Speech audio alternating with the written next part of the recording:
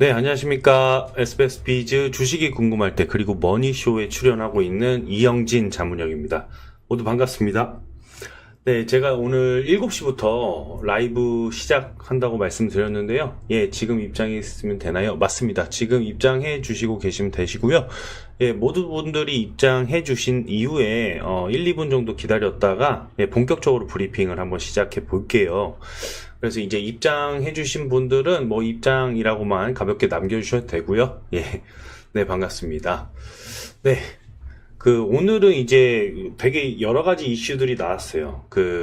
조선주, 방산주, 최근에 이제 부각됐던 그 관련주, 그리고 이제 철강주부터 시작해서 또 이제 재건주에 다시 V자 반등, 또 인터배터리 이슈도 있고 되게 많은 주요 일정들과 이슈들이 있어서 오늘 사실 많은 내용들이 좀 담겨 있을 것 같습니다. 그리고 그동안 제가 방송에서 이야기 드렸던 섹터나 종목들도 조금 복습해 보는 시간도 있을 예정이고요. 예.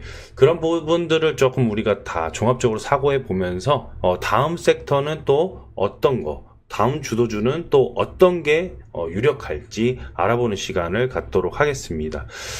네, 지금 입장해 주시는 분들이 조금씩 계시는데요. 네, 많은 분들이 조금 더 입장해 주시면은 제가 본격적으로 시작을 해 보겠습니다. 네, 반갑습니다. 네. 지금 현재 저희가 SBS 증권과 이제 머니랩 그리고 트러스트 투자 자문 그 유튜브 동시 송출을 진행 중입니다.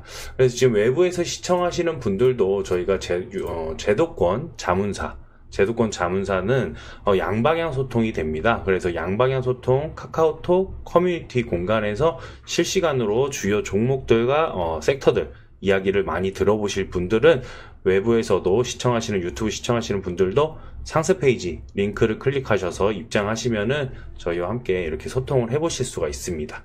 예, 반드시 한번 체크해 보시겠고요. 예, 혜연님 반갑습니다. 안녕하세요. 네, 반갑습니다. 자, 그러면은 일단은 예, 많은 분들이 입장해 주시고 계시니까 예, 지금부터 한번 시작을 해보도록 하겠습니다. 오늘 일단은 그 부분이 있습니다. 코스피가 지금 현재 급락 이후에 반등을 조금씩 하고 있다.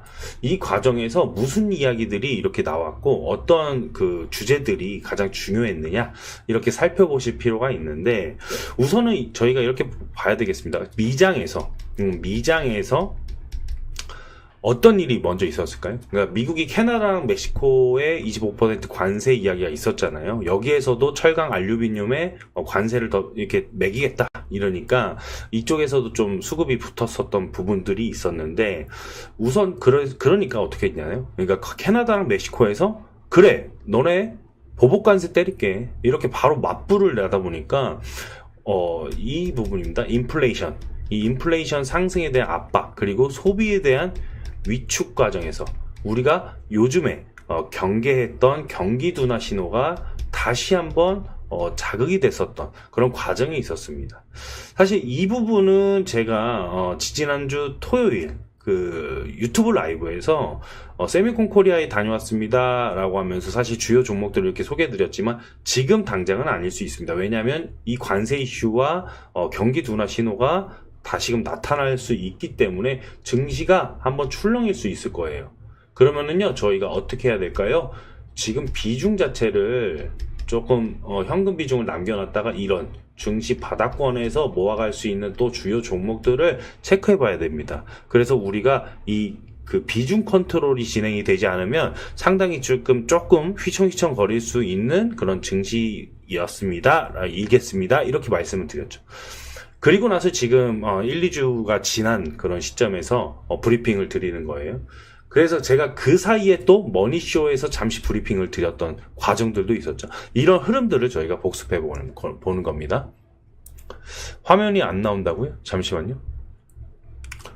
화면이 안 나옵니까? 혹시? 됐어요? 네. 네, 확인했습니다. 네, 그래서 지금 현재 그래서 미증시에서 급락이 나왔다가 이러니까 이제 금융주도 경기가 안 좋아질 것 같다. 그러니까 JP 모건이나 뱅크 오브 아메리카나 이런 쪽에서도 경기 불안 때문에 금융주도 하락을 했었고요. 그렇죠? 그래서 금리 인하, 그러면 우리가 지켜봐야 될 게 원래는 이렇게 그러니까 금융주들이 사실 떨어지고 뭐 이런 과정들은 좀 후행성이 있었지만은 우리가 그 전에 알아봐야 될 게 경기 둔화 이슈가 나왔을 때는 사실 금리 인하가 원래 재료가 이렇게 손꼽히면서 시장 탄력을 조금 줬던 측면이 있었습니다. 그런데 지금은 그 이야기들 많이 드리잖아요. 그 bad news is bad news 뭐 이런 식으로 지금 bad news가 원래는 good news였다. 이 뜻이 뭐냐면 금리 인하로 그래도 기대감이 있다 보니까 good news다 뭐 이런 표현이 있는 거고, bad news가 bad news다라는 것은 이런 기조가 후퇴하고 지금 증시 스탠스는 그냥 경기 둔화로 그냥 무서워요. 그게 이유가 뭡니까? 관세예요. 예, 관세 때문이에요. 이런 식으로 악재료들이 겹치다 보니까 그냥 배드 뉴스로 그런 적용이 되면서 시장 급락을 그걸 부추겼던 입장이었죠. 그런데 이제 사실 그 사이에 보시면 실제로 패드워치에서 올해 12월까지 원래 어떻게 됐습니까? 2번밖에 금리 인하를 안 하려고 했던 게 이제 3번까지로 조금 인하할 수 있다라는 확률이 좀 올라가고 있었어요. 그 사이에. 그리고 5월 달에 금리 인하가 한 50% 정도, 한 49 왔다 갔다 거리는데 이 정도로도 바라보고 있다. 금리 인하를 할 수 있게끔. 그래서 지금 현재 우리가 시장 급락이 있다면, 충격이 있다면 이 금리 인하라는 그 재료들이 사실 받쳐주면서 다시 반등 모멘텀을 또 불러일으킬 수 있는 그런 모멘텀이 있다. 그래서 지금 현재 트럼프에 대한 관세 이슈가 사실상 좀 드라이브가 강력하게 걸리는 것 같이 보여도, 제가 오늘 이제 저녁 방송에서 주식이 궁금할 때에서도 사실 이 관세 이야기를 좀 집중적으로 다뤄보면서 또 여러 가지 이야기가 나오거든요. 그게 이제 지난주에 촬영했던 것인데, 여기에서 이제 사실 트럼프가 관세를 때려도 협상 카드에서 만약에 상대국이 좀 우호적인 패턴을 보인다, 태도를 보인다, 그러면은 언제든지 누그러뜨릴 수 있는 그런 기조들이 계속 있기 때문에 사실상 이런 부분들은 조금 너무나 변동성이 크다. 그리고 미래 이슈를 다 알지는 못하지만은 우선은 선제적으로 나온 재료들이 큰데, 그래도 우리가 일단은 조금은 보수적으로 바라볼 수 있고, 여기에서 그래도 희망을 걸 수 있는 섹터는 이거가 있습니다 라고 말씀드리면서, 제가 여기 바로 한한령 수혜주들을 잠시 보세요 라고 머니쇼를 브리핑 드렸죠. 머니쇼에서. 이게 바로 지난주 금요일, 그렇죠? 지난주 금요일 날 브리핑 드리고, 바로 이제 APR 같은 경우에 퍼스트 피겨죠. 그리고 바로 급등세가, 오늘 반등세가 좀 강하게 나왔던 그런 흐름들이 있었습니다. 그러니까 이게 증시가 하락하는 과정에서 잠시 조금 부각될 수 있는 섹터들은 여기였다. 그렇죠? 여기였다라고 말씀드리는 거고, 제가 그 사이에 또 가장 강조드렸던 게 조선 쪽이었죠. 예, 조선 쪽. 그리고 플러스 재건은 이따가 또 말씀드릴 거예요. 이 두 섹터는 집중해서 또 말씀드릴 거고요. 급락했다가 다시 급반등하는 과정. 그렇죠? 그리고 철강 쪽. 예. 이런 쪽에 이제 재료들이 지금 모멘텀들이 나오니까 LNG, 에너지 쪽이라든지 이런 쪽에 모멘텀들이 부각되다 보니까 집중적으로 이쪽 섹터에서만 집중적으로 수혜들이 몰렸던 그런 과정이었다는 겁니다. 또 그 사이에 제가 사실은 이게 하나 또 있었어요. 그리고 3월 달도 있었지만 4월 달에 아마케 예정이 있어요.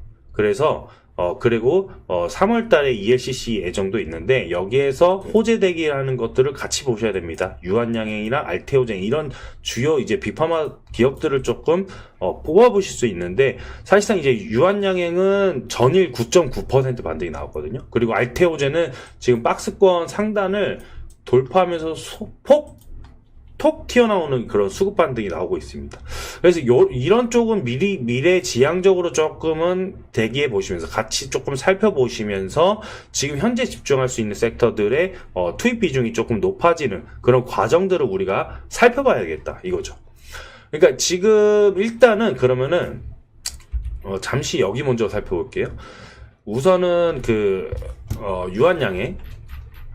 유한양행은 저희가 전일 9.9% 반등이 나왔어요. 그죠?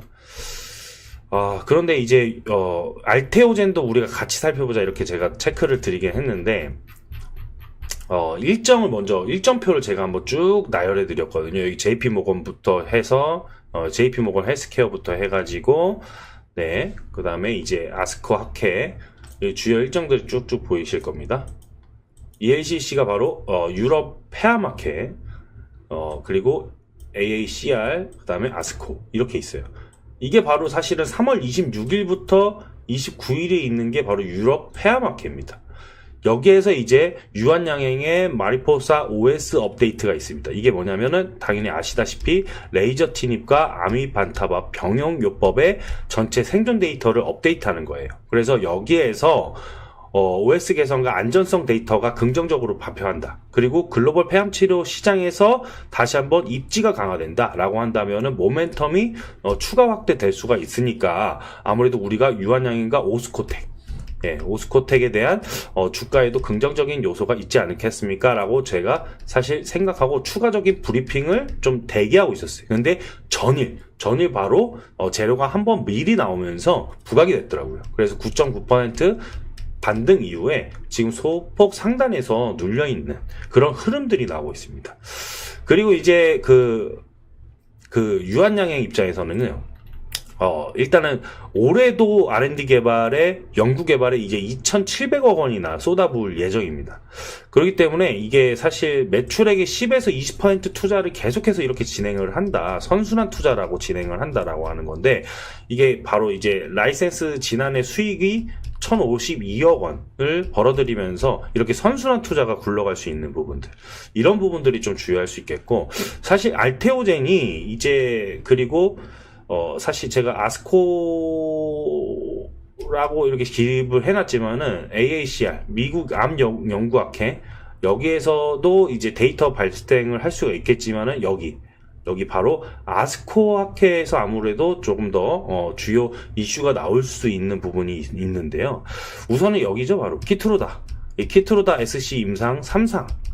여기가 이제 주요 호재로 작용될 수 있는 부분들이 있기 때문에 사실 여기에서 이제 한미약품이라든지 그 사이에 뭐 ABL 바이오라든지 리가켄 바이오 주요 기업들의 일정들이 쭉쭉쭉 있습니다. 기대할 수 있는 일정들이 있기 때문에 여기에 관련된 브리핑은 제가 카카오톡 커뮤니티 공간에서도 가족반 분들에게도 동시다발적으로 조금 더 상세하게 좀 다뤄볼 예정입니다.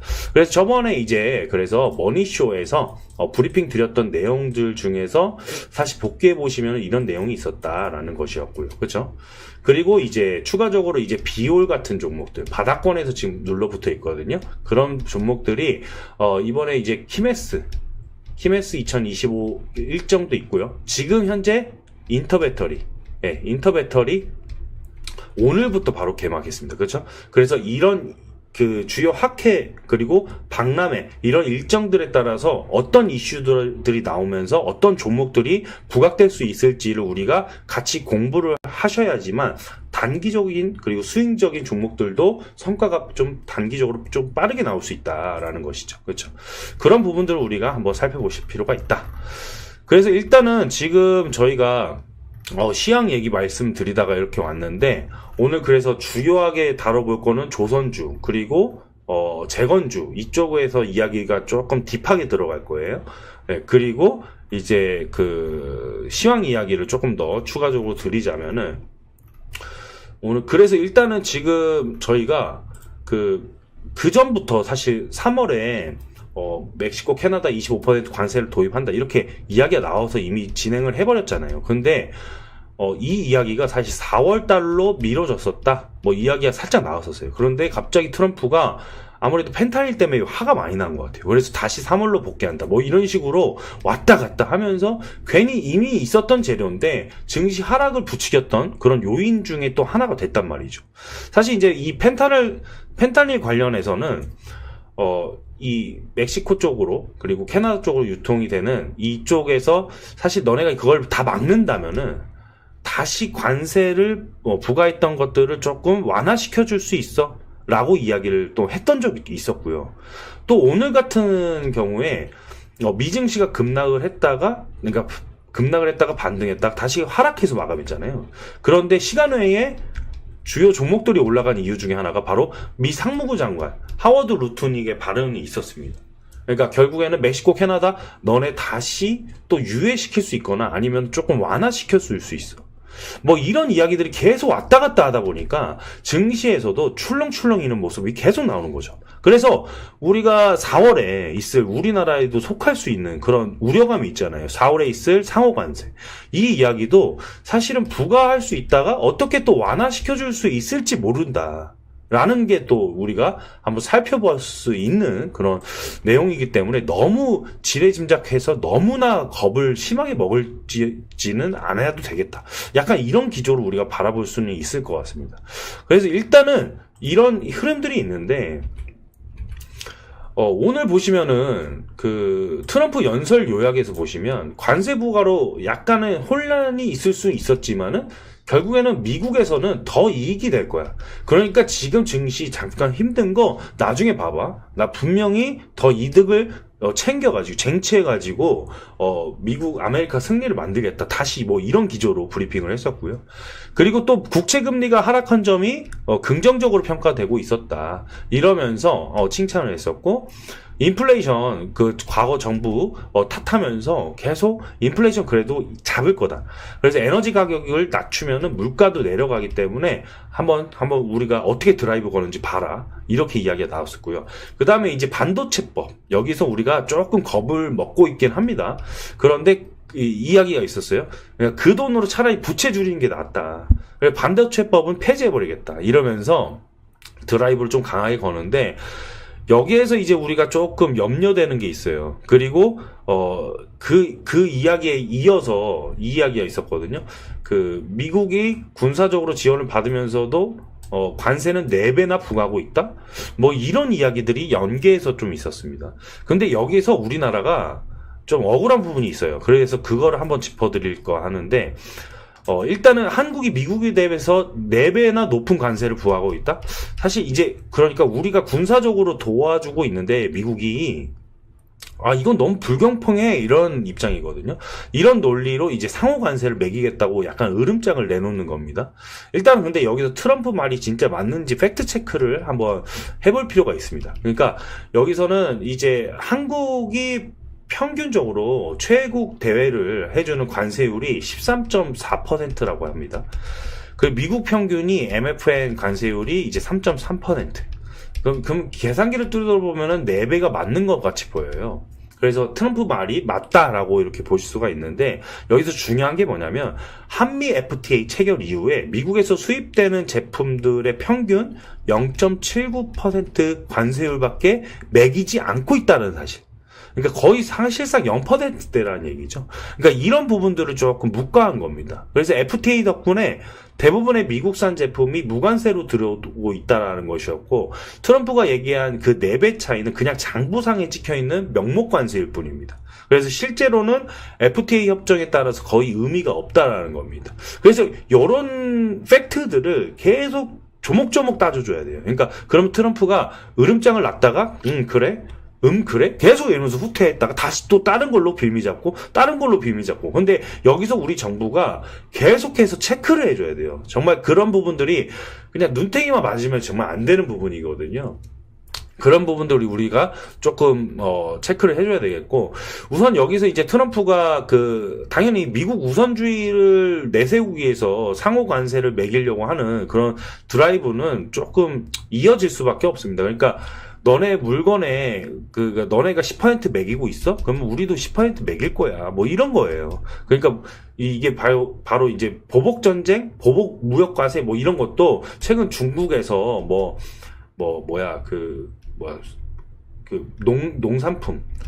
농산품 보복 관세 뭐 이런 것들이 나오잖아요. 그럼 전체 관세 때려 맞는 거에서 10% 관세에서 전체 관세에서 때려 맞았을 때 보면은 5%밖에 수준으로 드라이브를 걸고 있지 않는다는 겁니다. 그러니까 중국도 마치 되게 세게 반박을 하는 것처럼 뭐 보복 관세이다라고 이렇게 반박을 하는 것처럼 보여도 사실상 지금은 트럼프의 그 행동을 따라서 일단은 조금씩 반박을 하는 거죠. 그러니까 되게 드라이브가 세게 걸리는 것이 아닙니다.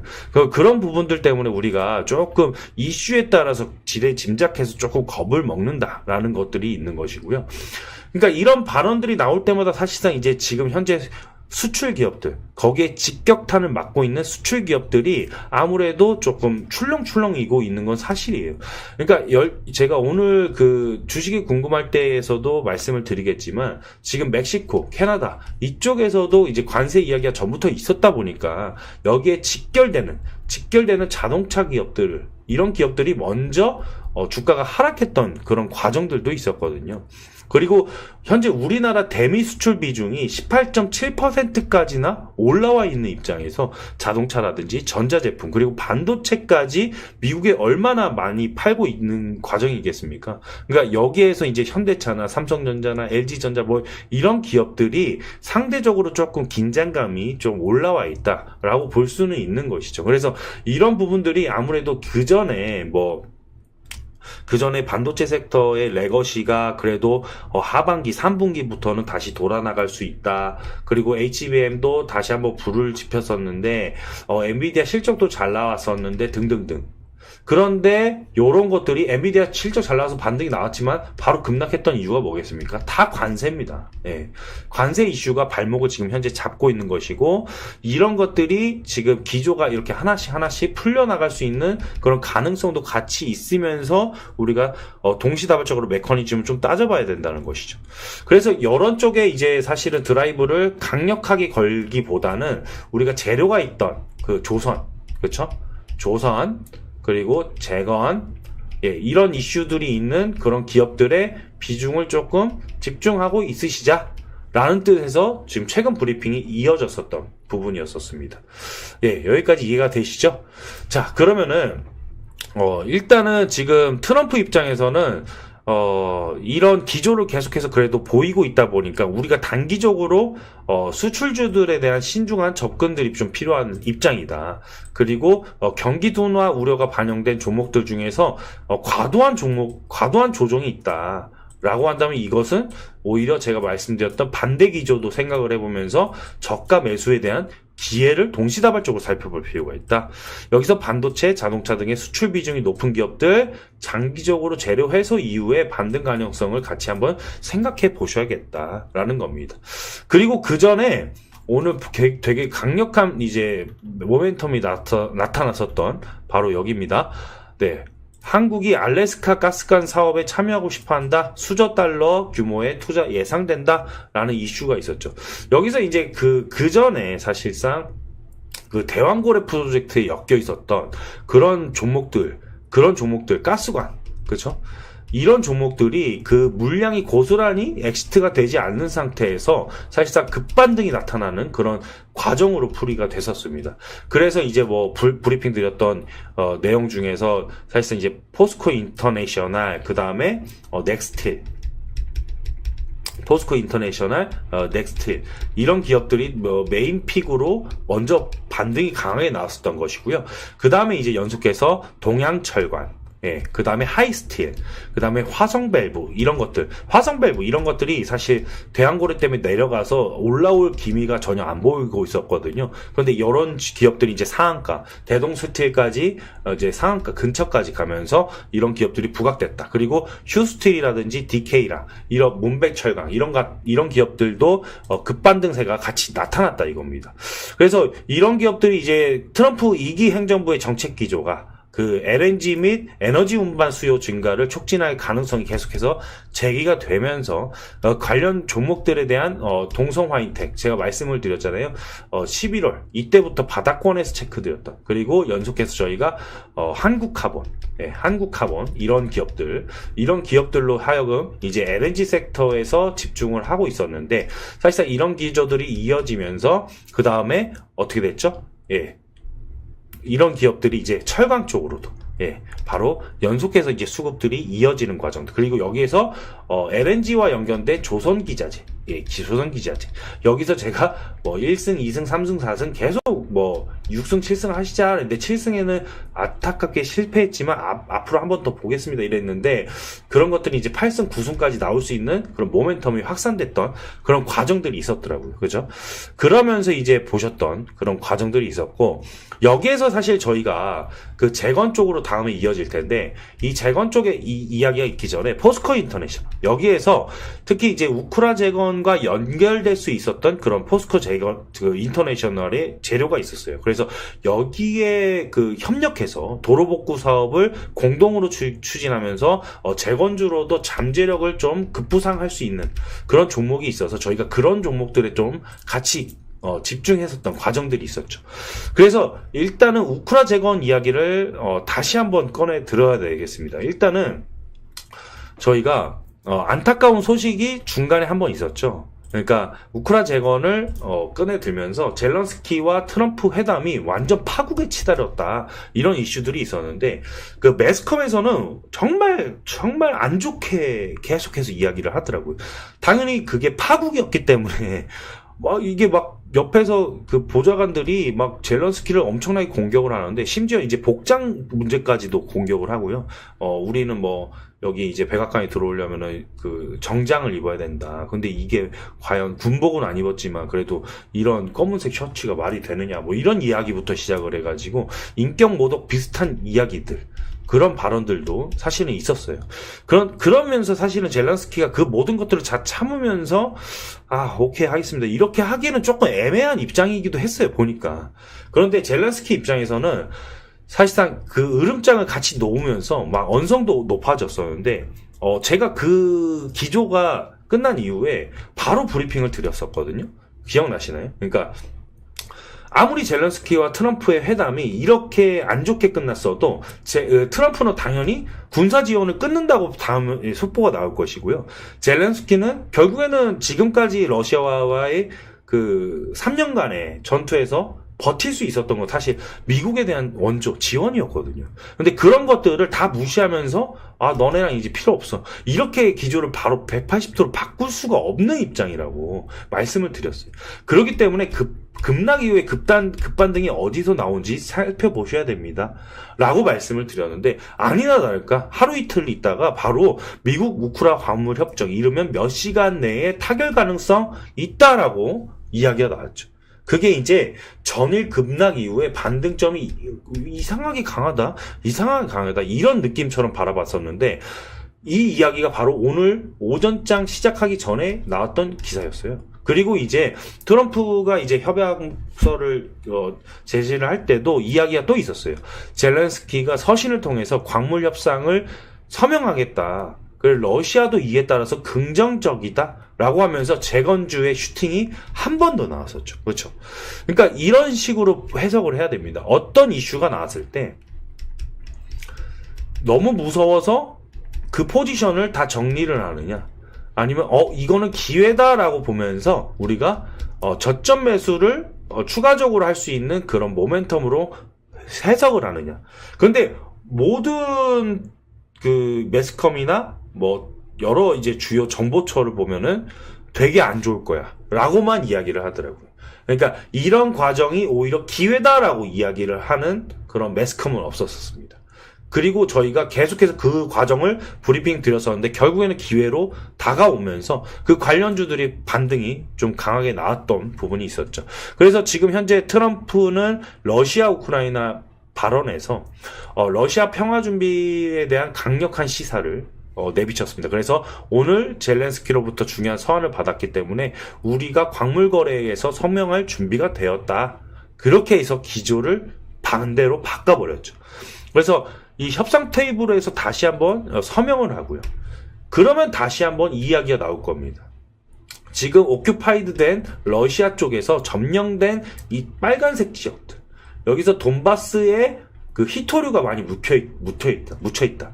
그래서 이 히토류가 여기에 많이 집중되어서 묻혀있는데, 우크라가 여기서 아무리 광물 협정을 해봤자 러시아가 반대할 거야. 그래서 이 러시아가 반대할 거기 때문에 이 재건주들은 결국에는 반등하기가 쉽지 않아. 뭐 이런 이야기가 또 있을 수 있다라고 제가 한 번 더 언급을 드린 적이 있어요. 그런데 우리가 다시 한번 생각해 봅시다. 우선은 일단은 우크라이나에 대한 협정을 끌어냈었죠. 그 다음에 러시아에 대해서도 지금 푸틴과 기조를 같이 사실 우호적으로 잡고 있습니다. 이게 사실 트럼프의 어떻게 보면 강점이라고 할 수는 있어요.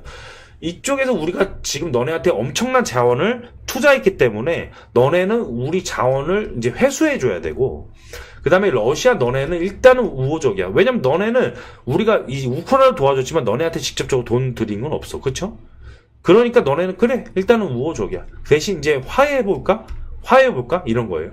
그런데 여기에서 이제 사실은 우크라이나가 원하는 미국한테 원하는 입장은 일단은 우리 안보를 확실하게 지켜줘라고 하는 건데, 트럼프 입장에서 너네 여태까지 우리가 군사 지원해주고 그리고 이렇게 경제적인 협약이 돼버리면은 그게 우회적으로 안보에서 연결될 수 있는 부분들이기 때문에 직접적인 안보 협정은 아니고 이제 우회적으로 좀 달아놨더라고요. 그런 부분들을.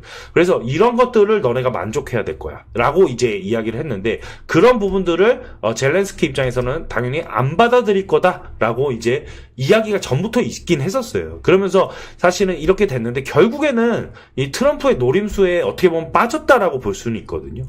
결국에는 그래서 광물 협상에 대한 서명은 이렇게 이야기가 된 대로 진행이 될 수밖에 없겠죠. 그러면 여기 점령된 땅에서 그럼 푸틴은 일단은 여기서 내가 우크라이나의 땅을 다시 돌려주는 거는 반대를 할 수는 있어요. 그렇죠? 반대를 당연히 할 수 있겠죠. 근데 우리가 그 전에 키워드가 종전이라는 키워드가 나오기 전에 일단은요, 이 정도까지 이제 드라이브가 걸리면 이 휴전이라는 키워드가 먼저 등장을 할 거다 이거예요.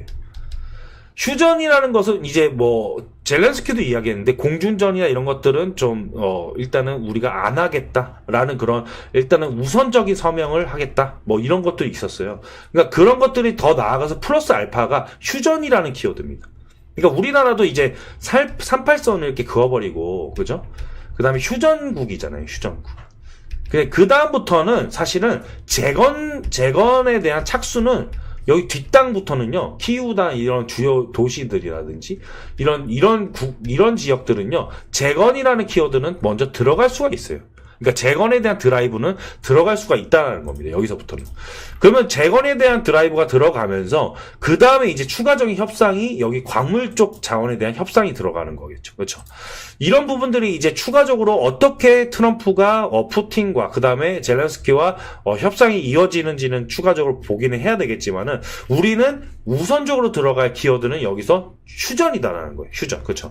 여기 휴전에 따라서 이제 재건주들의 그 키워드가 나오면은 재건주들의 추가 반등이 거기서 강하게 나올 수 있고, 그 다음에 일단은 광물 협정 이후에 러시아에서도 그래 그러면은 나 이제 트럼프 말 들으면서 휴전이라는 키워드로 우리가 동조하면서 나아갈 거야 라는 그런 기조들을 우리가 같이 한번 살펴보실 필요가 있다.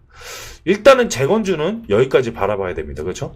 그러면은 지금 현재 3년 동안 우크라 재건주가 우크라 전쟁이 진행되는 과정 속에서 사실 우리가 이제 피해 복구액을 뭐 산정해 본다 이런 이야기가 있을 때 약 700조 원? 뭐 이렇게 이야기가 나오잖아요, 사실. 이게 이제 사실 2023년 우크라 명복 GDP의 약 2.8배나 되는 수준입니다. 이게 엄청난 비용이죠. 그래서 이 10년 동안의 이 비용이 계속해서 들어갈 거다라는 이야기가 나오고 있고, 이런 막대한 그 피해, 그런 것들이 이제 당연히 교통, 그리고 운송, 주택 건설, 뭐 에너지 복구, 뭐 이런 쪽에서 이제 수백만 명의 사람들이 집을 잃고 대피한 그런 과정들까지도 모두 다 복구 작업이 들어갑니다. 점진적으로 들어갈 건데, 우선은 일단은 여기에서 운송 부분이 직접적으로 입은 분야가 290만 건이나 되고요. 8,400km가 없는 고속도로. 여기서 이제 고속도로가 재건이 돼야 되고 50km가 남는 철도 등이 손상되거나 파괴되었다. 여기서 이제 우리나라가 같이 재건이 들어가는 기업들도 동시자발적으로 살펴보셔야 된다. 실질적으로 재건에 서명한 기업들, 그렇죠? 여기 일단은 근데 국제사회가 우크라 재건에 약정액이 있어요. 약정액이 있는데 미국이 1189억 유로가 있고, 그 다음에 EU 기관에서 1157억 유로 기관, 그리고 기타 공여국에서 1651억 유로로 우크라 지원에 대한 약정액을 지원을 했습니다. 여기에서 이제 우리나라가 사실 30.5억 유로 정도밖에 약정을 안 한 거예요. 엄청나게 뭐 큰 수준은 아니다라고 보시면 되는데, 그렇기 때문에 조금 더 확실하게 원팀, 예전에 기억나시나요? 원팀 코리아를 구성해서 재건 사업에 이렇게 참여를 도모했던 그런 기업들을 우선적으로 우리가 같이 살펴보셔야겠다. 여기에서 이제 제가 현대로템, HD 현대인프라코 이런 거, 다산 네트워크스, 아까 말씀드렸던 포스코 인터내셔널, 이런 주요 기업들이 원팀 코리아에 들어와 있습니다. 그래서 일단은 현대로템 입장에서는 오늘 이슈가 또 추가적으로 제가 하나 체크드린 게 있어요. 금일 폴란드의 2차 계약이 기대가 됐다라는 소식이 있었는데, 기대가 되고 있다.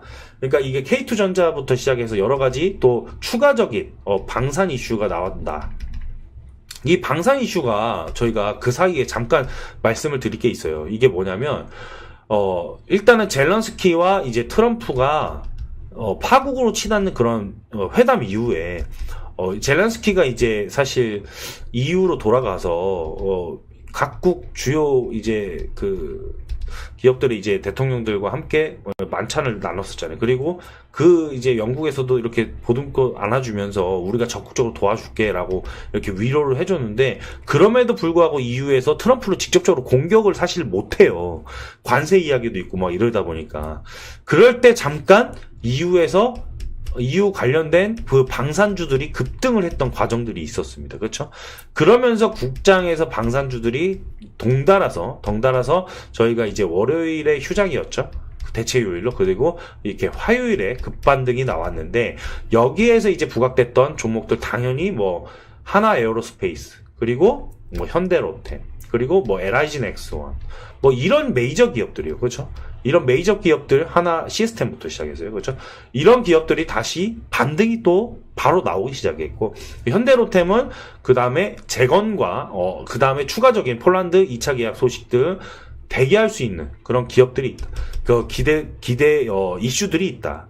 여기서 우리가 LIG 넥스원과 현대로템 이슈가 집중될 때 바라보셔야 될 게 있다라고 말씀드렸던 게 뭐였죠? 여기서 일단 코츠 테크놀로지. 코츠 테크놀로지 같은 기업들을 조금 같이 살펴보셔야 할 필요가 있다라고 같이 짚어드릴게요. 일단은 이런 기업들이 추가적인 모멘텀이 좀 나올 수 있을 부분은 상당히 중요하다라는 것이고, 이 코츠 테크놀로지 입장에서는 인베디드 시스템, 여기서 그러니까 한마디로 두뇌라고 평가받는 거거든요. 이게 지금 방산 쪽에서 방산 기기 쪽 이렇게 전차가 들어가고 이런 쪽에서 그 컴퓨터 시스템, 그러니까 이게 두뇌라고 표현되는 거. 그쪽에서 이제 수주 계약이 연달아서 더 터져버립니다. 그러니까 하나 시스템에서도 마찬가지였고요. 원래 현대로템과 LIG 넥슨 쪽에 이제 컨택이 되어 있었던 그런 과정에서 저희가 여기 저점에서 공략해서 1차로 수익을 냈던 과정에서 지금 보시면은 21 이평선을 반등점으로 해가지고 다시 모멘텀이 점진적으로 확산되는 과정이다 라고 보시면 되겠고, 사실 이제 코츠 테크놀로지 말고도 저희가 직접적으로 단기적으로 수익을 또 봤던 파이브 프로도 당일에 이제 9% 반등이 나왔죠. 여기에서 저희가 엑시트했고, 그 다음에 여러분들이 그 엑시트하는 과정이 VI 걸린 다음에 곧바로 이제 하락하기 전에 정정해서 목표가를 정정해서 피드백을 드렸는데, 그때도 이제 정리를 못하신 분들은 오늘 한 번 더 체크를 드렸어요. 오늘 천천히 이렇게 이행하시면 됩니다라고 말씀을 드렸는데, 아니나 다를까 오늘 그 단가를 해결해 주면서 다 단기적인 어떤 스탠스는 괜찮게 익절을 하실 수가 있었다라는 것이었죠.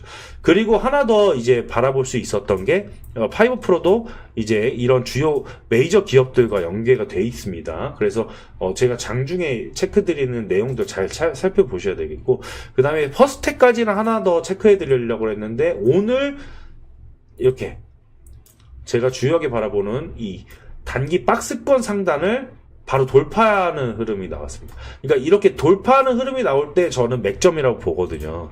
여기 그래서 이 맥점을 벗어났기 때문에 다시 한번 눌려주는지를 보면서 한번 체크해 보실 필요가 있다라고 이렇게 말씀을 드릴게요. 이런 주요 기업들이 방산 쪽의 이슈가 계속해서 부각이 되면서 나아갈 때 이런 기업들도 동시다발적으로 우리가 한번 살펴보실 필요가 있다라고 한번 더블 체크를 해보시겠고요. 제가 오늘 이제 좀 주요하게 바라볼 기업 조선주 쪽에서 그 내용을 조금 중점적으로 다뤄볼 시간을 한번 갖도록 하겠습니다. 여기서 이제 저희가 전에 이슈가 나왔던 그런 기업들은 조금 스킵을 하면서 오늘은 HD 현대 쪽 이쪽에서 이야기를 조금 집중적으로 드리려고 해요. 이게 이제 제가 조선 쪽 그 섹터에서 주도주들이 반등이 괜찮게 나오다가 사이클이 한번 이렇게 눌렸다가 다시 나오는 애들이 있었거든요. 근데 여기 눌림에서 체크해드렸던 소식들이 이전에 있었어요. 잘 기억을 해보시면은요. 이때도 미국 LNG 수출 확대 기조에 대한 이슈가 있었고요. 오만의 아시아드에 대한 3.7조 원 규모의 발주 소식에 대한 관련된 나온 이제 이슈들. 그러니까 여기에 따라서 이제 다시 한번 수급이 살짝 왔다가 다시 왔다 갔다 했었던 그런 과정들이 있었거든요. 근데 여기서 이제 오만의 국영해운사 아시아드 얘기를 좀 드려야 되는데, 이 아시아드 시핑이 IPO 이후에 자금 확보가 완료됐다는 소식입니다. 그래서 총 30척의 발주, 무려 3.7조 원 규모의 발주 계획을 발표를 했는데, 여기서 중요한 포인트를 제가 체크해드렸던 게, 아시아드는 이제 중국 조선소보다는 한국 조선소를 좀 선호하는 경향이 있다. 그리고 오만의 다큐 정제 설비를 가동하는데 2024년에 이미 예정이 되어 있었고, 그 다음에 석유화학 제품에 대한 수출이 급증을 하면서, 여기에서 추가적으로 살펴봐야 될 게 과거의 PC선 석유화학 제품을 운반하는 석이에요. 여기서 10척을요 바로 HD 현대미포에 발주한 이력이 있다 라고 말씀을 드린 적이 있습니다. 그러면서 이번 발주에서도 그러니까 다시 한번 기대가 될 수 있는 부분들이 있었는데, LNG 이슈도 있었고요. 등등등등 쭉쭉쭉 이어오다가 오늘 또 트럼프에 대한 이슈까지 부각이 되면서 조선업 부활 추진 관련 부서 신설 검토하겠다, 이런 이슈가 추가적으로 나오면서 관련된 종목들이 다들 반등을 한 거죠. 그런데 저는 이제 하나오션은 사실 예전부터 짚어드렸고, 하나엔진도 짚어드리면서, 사실 이런 종목들이 사실은 밸류보다는 조금 너무 오버슈팅이 돼서 일부 조정이 있지 않을까. 근데 오늘 조정이 좀 강하긴 했었어요. 근데 반대로 HD 이쪽에서는 오히려 눌려있던 기조에서 반등이 강했었거든요. 그래서 이런 섹터에서 주도주들의 티키타카 수급을 동시에 한번 보시는 게 어떨까, 이런 관점으로 말씀을 드리는 거죠. 일단은 HD 현대미포는 그래서 많이 눌려있다가 이제 반등이 좀 이제 강하게 살아나는 그런 기조라고 말씀드릴 수 있겠고, 여기에서 이제 LNG 쪽도 한국카본이 LNG 운반선 소재 공급을 기대하고 있다라고 하면서 동성화이텍 이후에 이제 추가적으로 체크드렸던 과정에서 신고가 랠리를 이제 다시 한번 달리려고 하는 모습입니다.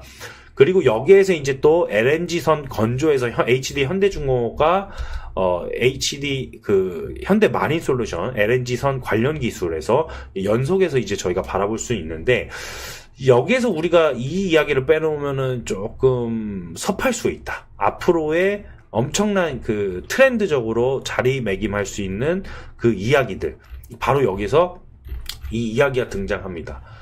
바로 여기 안두릴과 HD 현대. 여기에서 HD 현대는 팔란티어와 안두릴로 하여금 미래 해양의 전력 열쇠가 될 수 있습니다 라고, 사실 이거는 사전에 제가 가족반 분들에게만 먼저 체크드렸던 그런 내용들이 있었습니다. 사실 여기에서 이제 나올 수 있는 앞으로의 히스토리, 그리고 앞으로의 이슈들이 상당히 많을 수가 있는데, 여기에서 우리가 이번 시간에 조금 중점적으로 다뤄보고, 마지막에 제가 2차전지 전고체 배터리 관련된 이야기만 살짝 한 번 더 추가적으로 체크 드리면서 한 20분 정도만 더 브리핑 드릴 거예요. 조금만 한번 체크를 참고를 해보시겠고요. 잠시 목 좀 축이고 이제 이야기를 드리겠습니다. 네. 자, 이 이야기가 무엇이냐면요. 우선은 이제 샹커가 이제 국방개혁에서 지적한 바가 있었습니다. 그 전에 뭐였냐면, 미국의 조선 능력 부진은 향후 미중 해양 패권 싸움의 중대한 위험 요소가 될 것이다. 라고 이렇게 이야기를 했는데, 중국이 이제 최근에 해군력을 급속히 증강을 시키면서 사실 해양 지배력을 계속해서 확대하고 추진하고 있고 계속 이런 기조가 보이지 않겠습니까? 그래서 미국이 조금 더 긴장을 하고 있고 K조선이 계속해서 러브콜을 보낼 수 있는 가능성들을 이전부터 계속 체크를 드렸던 과정입니다. 그죠? 그래서 이제 미국 해군 정보국 ONI의 자료를 보시면은요, 중국의 연간 선박 건조 능력이 미국의 233배가 되고 있다. 그래서 이거는 미국 해양 패권에 대한 도전으로 간주되고 있다. 여기에서 우리가 그 중간에 중국에서 잠시 그 미국 쪽으로 잠깐 이렇게 찾아갔었다. 그래서 뭐 샤오핑이 이제 그 트럼프가 입장에서는 그 중국의 이거 입장을 우리가 받아줄 거냐? 이 시진핑의 입장을 이렇게 받아줄 거냐? 그래서 화해 기조로 악수할 거냐? 그래서 조선이 빠진다고요? 이거는 아닙니다. 이거는 아니에요. 라고 말씀드렸던 게, 이런 패권 싸움에서 특히 AI 키워드가 연결된 국방 패권, 여기에서는요, 중국과 미국의 그 기조가, 미국과 중국의 그 기조가 이 AI와 연결된 국방 패권 싸움에서는 절대적으로 지기 싫어하는 입장이기 때문에, 여기에서 조선주가 우리가 이제 상대적으로 수혜가 이제 끝났다라고 바라보는 시선, 이거는 말이 안 됩니다. 그러니까 미국은요, 절대적으로 해양 패권 싸움에서 중국과 손을 잡을 일이 없습니다, 여러분들. 라고 사실은 제가 그때도 강력하게 말씀드렸던 바가 있었습니다. 그래서 이런 부분들을 이해를 하신다면은, 그래서 한 번 더 과거에 제가 체크해드렸던 이력들을 연속해서 한번 생각을 해보실 수가 있는 건데, 여기에서 등장을 합니다. 바로 제가 전부터 팔란티어의 중요성이 왜 그렇습니까 해서 AI 국방 컨소시엄에 들어와 있는 이 기업들은요, 앞으로의 그 트렌드를 바꿔버릴 것입니다. 라고 말씀을 드리고, 사실 팔란티어가 그 다음에 뭐 120불 이렇게까지도 올라갔었지만요. 그리고 나서 엄청난 조정이 나오고 나서 다시 반등을 조금씩 하고 있는 과정이겠지만은, 그때 당시에도 안두리 이야기도 많이 드리고, 팔란티어 이야기도 많이 드리고, 사실 근데 이 기업들이 HD 현대와 협약을 맺으면서 앞으로 해양 패권 싸움에 드라이브를 걸 수 있는 이야기들을 사실은 제가 집중 조명을 해드린 적은 없었어요, 사실. 그죠? 그런데 이제 제가 말씀드리는 게, 드디어 이 HD 쪽에서 수급 드라이브가 강력하게 걸려오는 시점이기 때문에 말씀을 드리는 겁니다. 그렇죠? 그래서 이 HD 현대와 팔란티어, 안드릴의 협력은 이 중국 해양력 증강에 대응하면서 미국과 동맹국의 해군력을 강화하는 전략의 일환으로 우리가 해석해 볼 수 있다는 것이고요. 여기서 자율 해군 시스템과 무인 수상정 개발은요, 미래 해양 전력 핵심 요소로서 이러한 협력을 통해서 미국 동맹국은 해양 지배력 경쟁력에서 무조건 우위를 확보할 것이다. 이런 기조로 우리가 바라봐야 된다는 것입니다. 그래서 중국 조선업의 빠른 발전으로 국내 기업과의 기술 격차가 좁혀지고 있다라는 우려점에서 다행히도 우리는 미국의 러브콜을 받으면서 드라이브를 걸 것이고, 이러한 상황에서 미국 방위산업국 및 이제 AI 기업들과의 협력은 국내 조선업계의 새로운 어떤 기회의 요소로 작용될 수 있는 부분이다.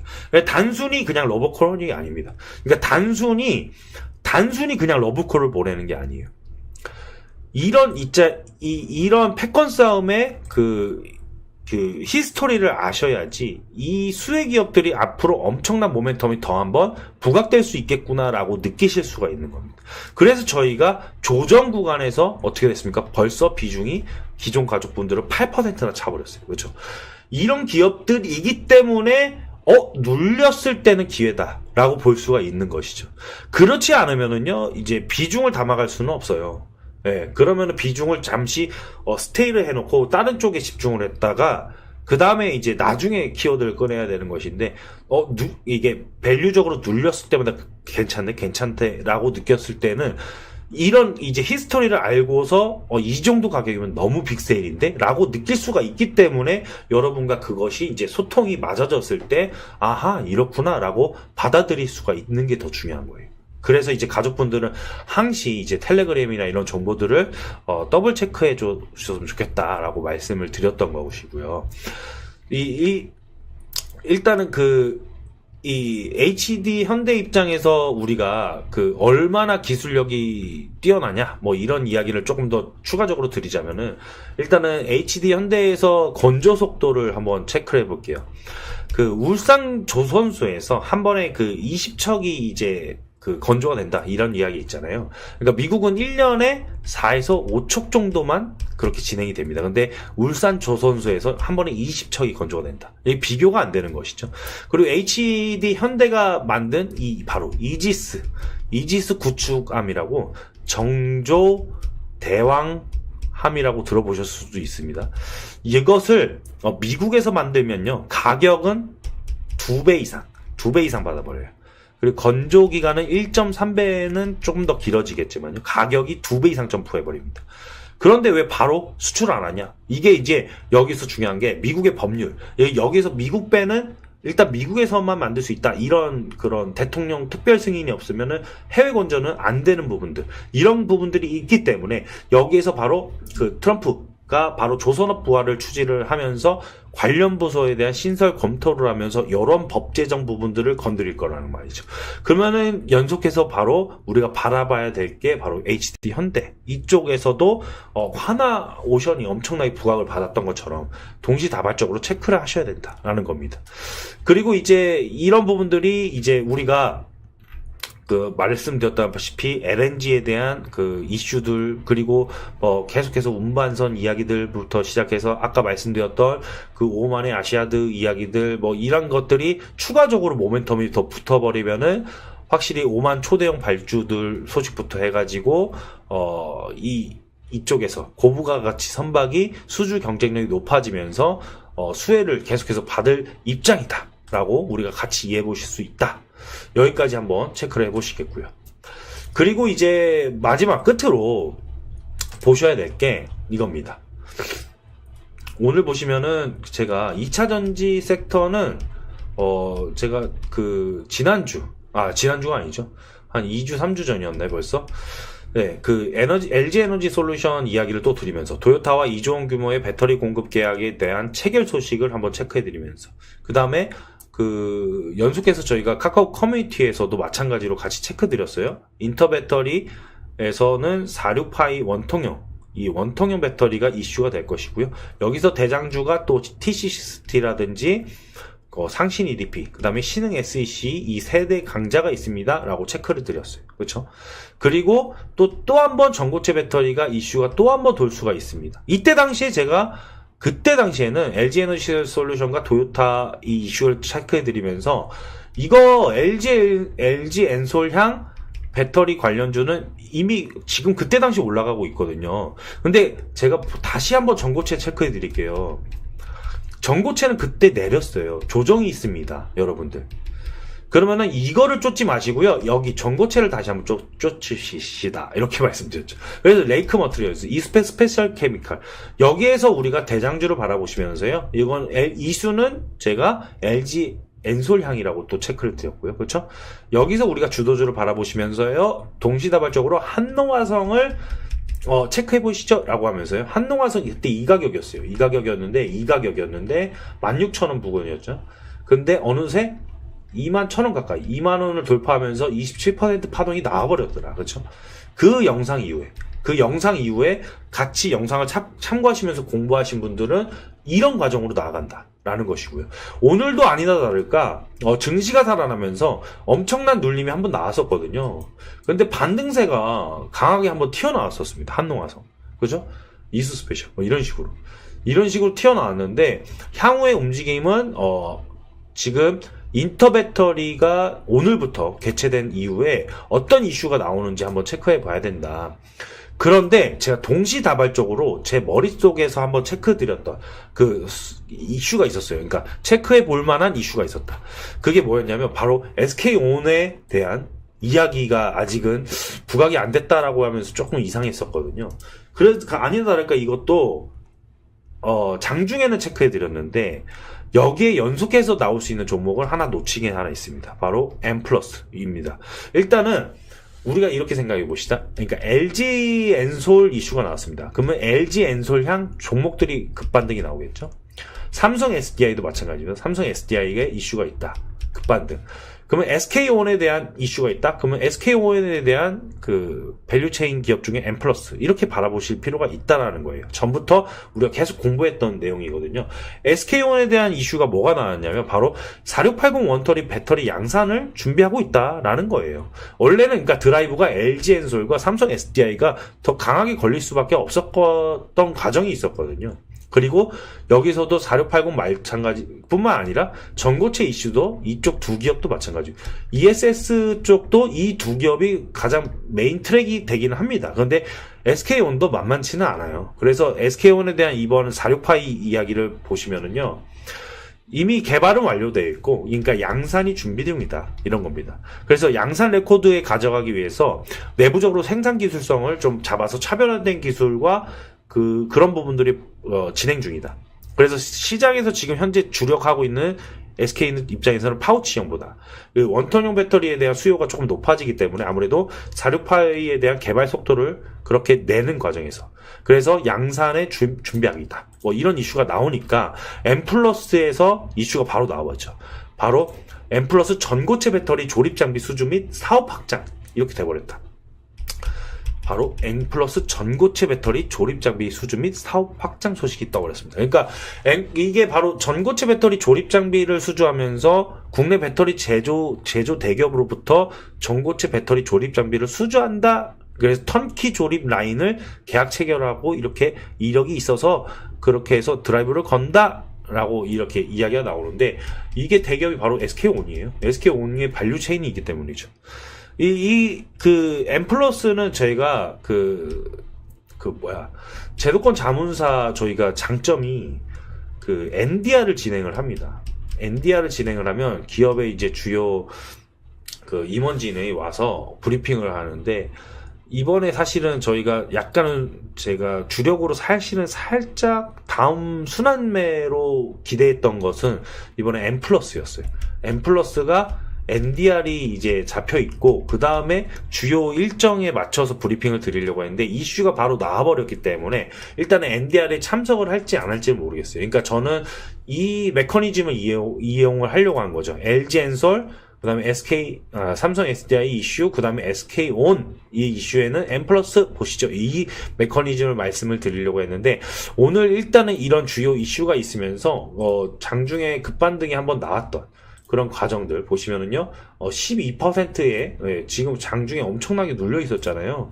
저희 그동안 하락을 이후에, 바닥권을 조금씩 다져가면서 살짝 올라오고, 그 다음에 21선에서 걸쳤다가 바로 반등이 나오는 그런 과정이 있었습니다. 오늘 이제 12% 반등이 있었는데, 그 다음에 이슈가 있은 이후에는 살짝 조정이 있을 수 있어요. 그런데 다시 이런 모멘텀이 나오면서, 추가적인 반등세가 나올 수 있을지 한번 우리가 체크해 보실 필요는 있다는 거죠. 우리가 그 전고체 배터리는요, 사실 제가 사업의 캐파에서 낙수효과로 해서 한동화선까지는 체크해드렸는데 여기서 전고체 배터리가 더 크게 부각되는 이유는 바로 로봇에 대한 배터리, 이 배터리에 대한 필요성, 우리가 지금 휴머노이드 로봇에 대한 시장 개화가 엄청나게 드라이브가 빠르게 걸려가는 그런 과정 속에서 이 전고체 배터리의 중요성이 다시금 부각되는 과정이기 때문에 추가적인 수급 모멘텀이 되게 강하게 붙었던 과정입니다. 사실 이 재료가 조금은 빠졌다면은 지금은 현업에서 바라보기에는 전기차 캐즘 구간이 아직까지는 1에서 2년 정도는 남지는 않았느냐 이런 과정들이 조금 있다 보니까 아직은 그래도 상용화가 조금은 전고체 배터리 입장에서는 기다려야 되는 부분이 있거든요. 그런데 이제 이슈가 재료 모멘텀이 강하게 붙다 보면은 그 드라이브가 사실상 엄청나게 부각이 된다.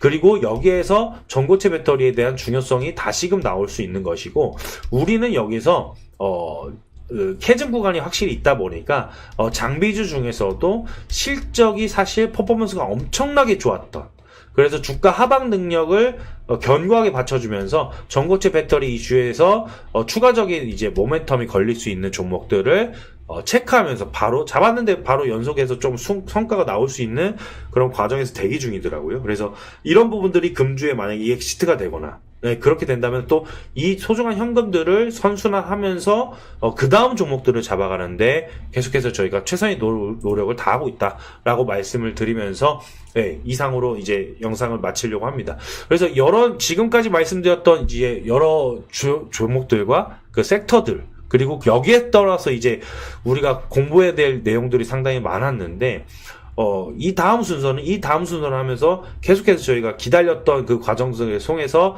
이렇게 M+처럼 먼저 등장한 것도 있었지만은, 이런 전고체 이슈들이 끊임없이 아직까지는 죽지 않고 나온다면은 동시다발적으로 한번 체크해 보시자라는 것이고, 가족반 주요 종목들 중에서는 금일 추가 파동이 나오는 종목들은 좀 대기해 보겠다 라고 말씀을 드리는 거예요. 그래서 우리가 제가 말씀드렸던 과정 중에서 오늘 되게 중요했던 내용들이 있었는데, 되게 이제 내러티브에 대한 이야기에 대한 손상이 없으면요. 그러니까 여기에서 이제 실적이 찍히는 그 내러티브를 증명해 줄 수 있는 실적이 뒷받침되는 그런 히스토리들이 완벽하게 훼손이 되지 않는다면요, 주가의 눌림은요, 항상, 눌림은 기회로 바라봐야 된다는 겁니다. 이 눌림을 기회로 바라보면서 여기에서 우리가 고점에서 비중을 공격적으로 들어가는 자세는 지양하시고요. 이런 주요 기업들이 이렇게 눌렸다가 나아가는 이 과정에서 우리가 기회적으로 요소에서 이번에 비중이 채워졌듯이 그 다음에 이제 순서는 이런 종목들이 오지 않느냐 이겁니다. 그래서 저희는 항상 이런 주요 기업들의 흐름들을 같이 살피면서 정말 중요한 기업들은 이번에 메가 트렌드 절대 저거로 놓치지 않는다라고 약속드리게요. 그래서 이런 부분들을 우리가 잊지 않기 위해서 어떻게? 눌림이 기회다. 그래서 눌림 기회라고 남겨주시면서 눌림 기회, 눌림 기회라고 남겨주시면서 오늘 영상 마무리하도록 하겠습니다. 오늘 영상도 1시간 동안 대단히 수고 많으셨습니다. 다음에 또 저는 찾아뵙도록 하겠습니다. 감사합니다.